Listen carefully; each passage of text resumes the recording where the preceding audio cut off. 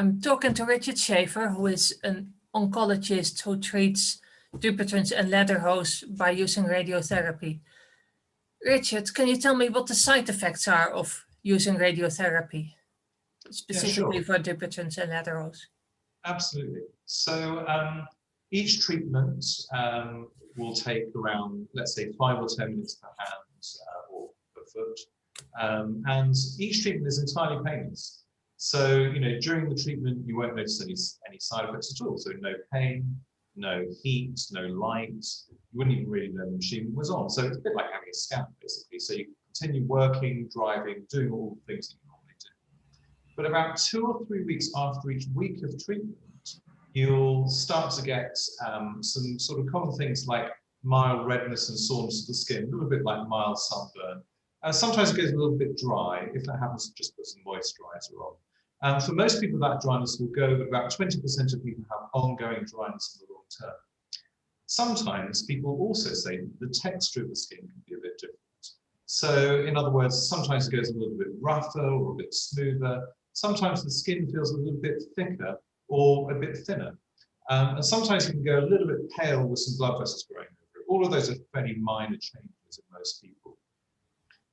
The other thing that's really important is that radiotherapy is used in very, very high doses to treat people with cancer. But there is also a very small risk of causing a type of skin cancer in the area that we actually treat. Now, this risk is very low.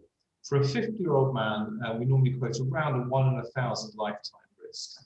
The average time to actually get a cancer from radiotherapy is about 30 years.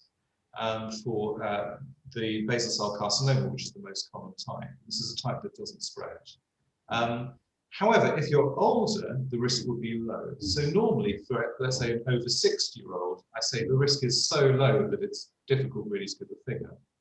But of course, if you're in your 40s, 30s, or even 20s, then the risk will be higher, although it's difficult to say how much. Personally, I don't treat children, and I'd be very loath to treat someone in their teens. And I tend not to treat people in their 20s. But of course, you know, these are all a matter of trying to work out, well, what are the advantages of treatment?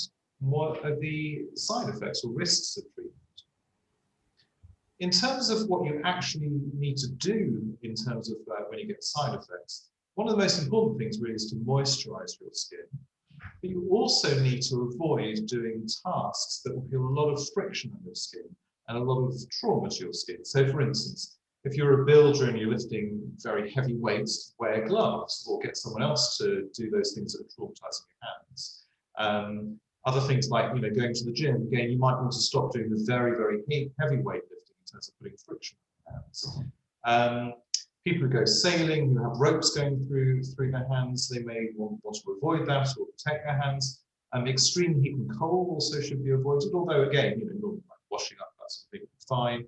And also using very sort of toxic chemicals. You know, if you can't avoid it, again, you should avoid it during this time.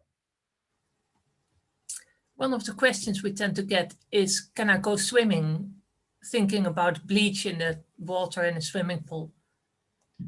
So generally we say, whilst the skin is very red and dry, it may well be worth avoiding chlorinated swimming pools. However, after that time, you know, once it doesn't feel sore anymore, it's reasonable to do that again. Great. Thank you very much.